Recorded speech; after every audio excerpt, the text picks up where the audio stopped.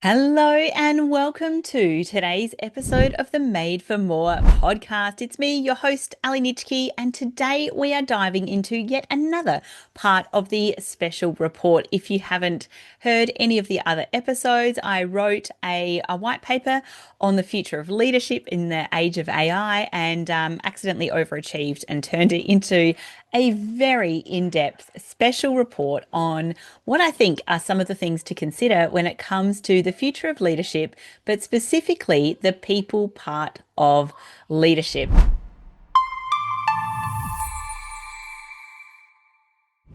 Now, let us talk about today's episode. And it's both like quite a confronting part as well as urgent, and that is the rising burnout and psychological safety that we're going to be seeing in the future of leadership. Now, if you've heard any of my past episodes or where I've talked about this historically, I hit burnout at age 26 before it was even cool or trendy. And again, end of last year, I would say I've had burnout maybe 2.5 times, I think.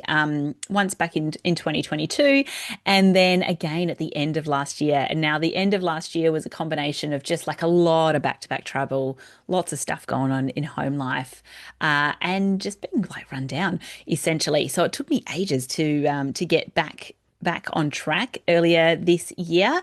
But finally did it, feeling really good. But burnout it's really prevalent, I think, now more than ever because we are constantly bombarded by so much information, so many tasks, so many activities.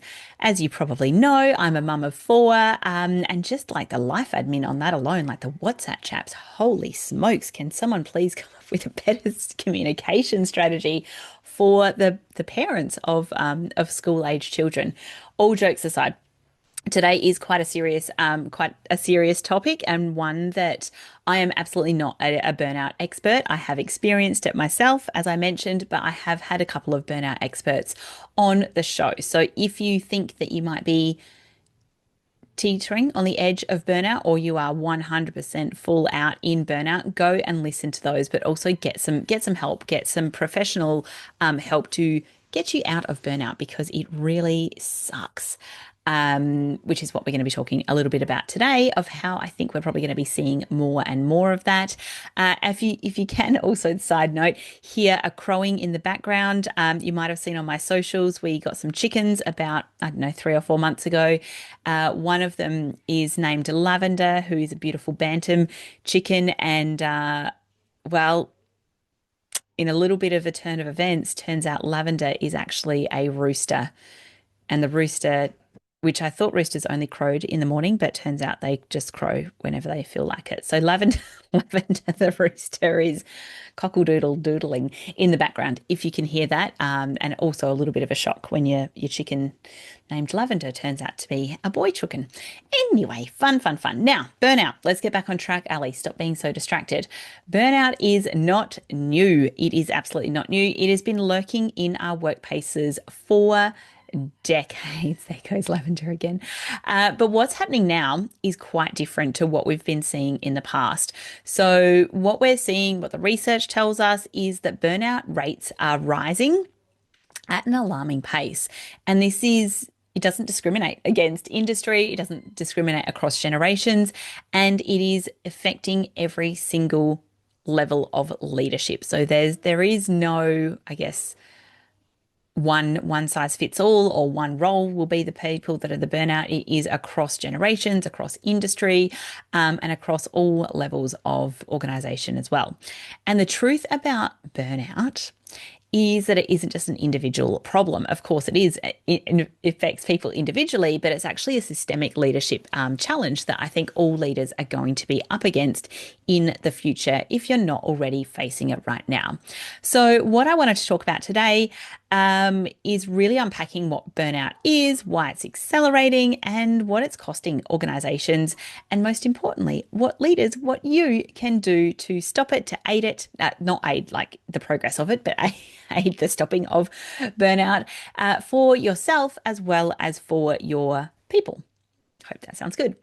Right. Let's start with what burnout actually is. So, the World Health Organization defined burnout as a syndrome resulting from chronic workplace stress that hasn't been successfully managed. And it shows up as exhaustion. So, physical, emotional, and mental exhaustion, cynicism or detachment from work, reduced effectiveness and performance. So, if any of those three you're thinking, I might have seen that before, then perhaps burnout could be the cause of it. But I want to be really clear. Burnout isn't simply being tired after a big week. It's not the same as stress in short bursts. In fact, stress sometimes can be good for us if you want to listen to Dr. Christy Goodwin's episode on that. And stress can motivate us to rise to a challenge. Burnout is when stress becomes constant, relentless, and unmanageable. It's when the fire that once fueled you, it doesn't just dim, it completely burns out. So that real like complacency, the malaise, the CBFs, essentially is what we're starting to see more and more and more in workplaces. So, why are we seeing burnout skyrocketing in 2025? And I think there's a few reasons. Most of them are workplace related. Most of you would be able to relate to them. One is the pace of change. So we've got AI, we've got disruption rather, we've got hybrid work. Leaders and teams feel like they're running to stand still. And I think that old adage of busy being busy is really, really true right now. The other one is the always on culture. So phones, emails, Teams, Slack, there's no off switch. Work continues to follow us home. It's in our pockets. It's on the weekends, sometimes even in bed if you are a chronic email checker just before you go to bed and you need to respond to something. Of course, there was the right to respond that came in earlier this year, and I think that that tackles the legislative part of it. It doesn't necessarily tackle the habits of the always on culture as well. The next one is really unclear boundaries. So hybrid work has blurred the lines between personal and professional, of course, because often we're dialing in from someone's, coffee table, not coffee table, dining table, or, someone's home. I just mentioned earlier, my kids are on school holidays at the moment. So there is very much that blurred line between personal life and professional life. And too many leaders mistake flexibility for availability. They're very, very different things.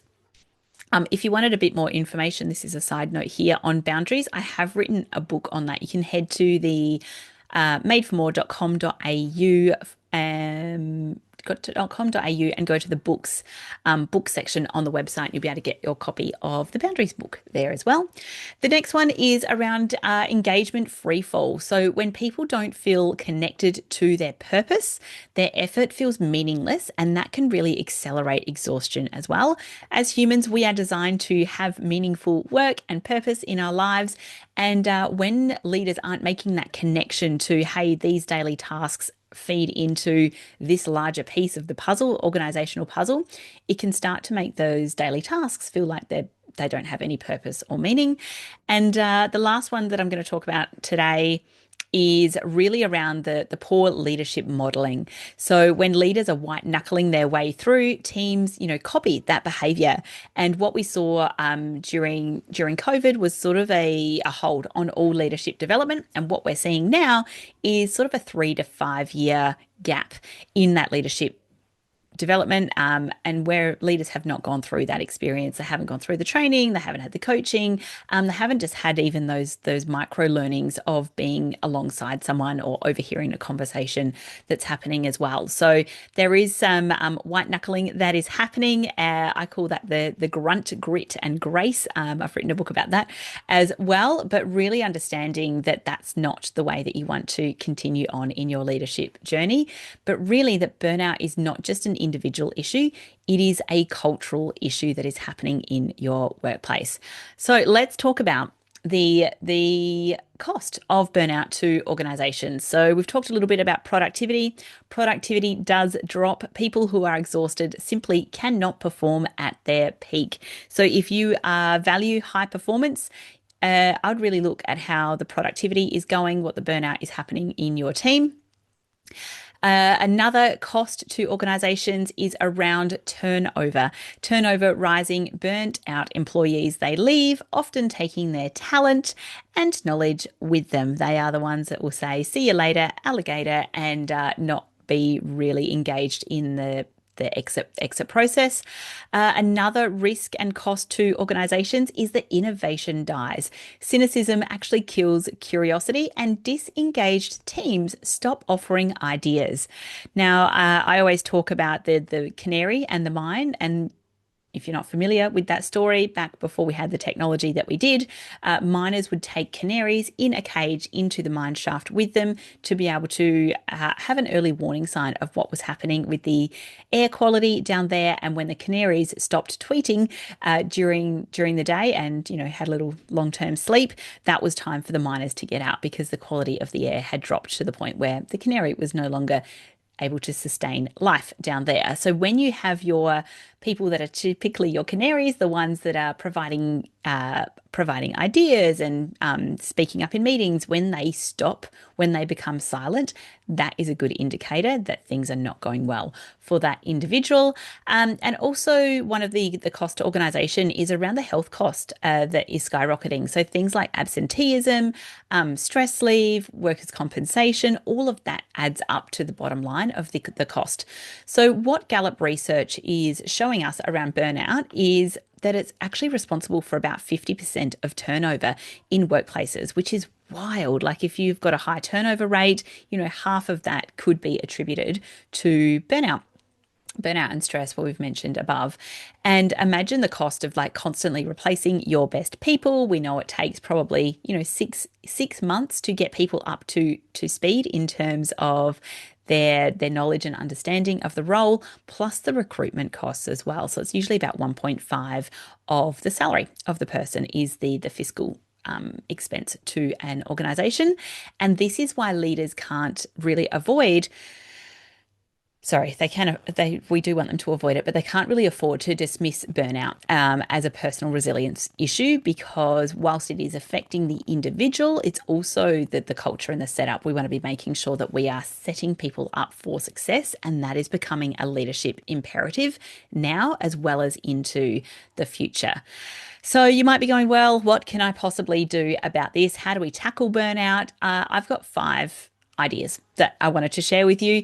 One of them is around modeling boundaries. So not sending emails at midnight, take holidays, show your team what switching off really looks like. Now, you might be going, yes, but I've just had this good idea, or emails at midnight is my quiet time. Write it and then schedule it for the next day. In fact, one of my private coaching clients, we had both scheduled an email to send to each other at 8 a.m. and it was kind of the same thing, but not really the same thing. And obviously both the email arrived in my inbox and in his inbox at the same time. And I was like, sorry, scheduled that last night. And he said, yeah, scheduled mine last night too. So please use the scheduling. If that's your time where you get the clarity, do it, but making sure that you're not pinging into someone else's home life at midnight.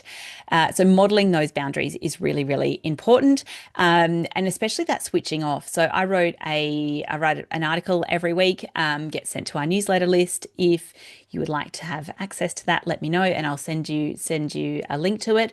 But I did write a newsletter. Must have been maybe 2 years ago, and it said. Delegate so well that you make yourself redundant. And the idea was that you trained your team up so well that across all aspects of your role that you can take leave and things are fine. And that's really what you want as a leader, is to be able to take some time off and like everything's okay. Like no dramas, nothing's on fire. That's the ideal. Number two is really around resetting your cadence. So I've got a cadence framework to flex rhythms, and sometimes daily huddles are needed. Other times we want to give people space. So burnout often comes from that constant overdrive, that constant on that we talked about earlier. Number three is focusing on energy, not just time. So from Grunt, Grit, and Grace, leadership isn't about squeezing more hours. It's about managing your energy, encouraging breaks, getting up, getting moving, and really that renewal time, excuse me, to refresh and reset is really, really important.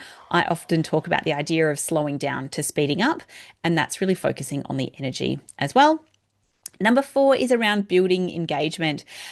So when I wrote Rise of the Courageous Leader, when people connect to their purpose, their energy rises. They can get behind something. Next week's episode, I'm talking about generational shifts. So that's also talking about how we connect purpose across generations and what people are motivated for across the different generations. And that's really important. So leaders must keep drawing the line between what we do and why it matters for the individual. So, why is it important for this particular activity? Why is it important that I do that? And the last one there is around addressing workload and culture. So, despite best ideas, no amount of yoga or mindfulness apps or fruit bowls is going to fix a toxic workload or a toxic workforce.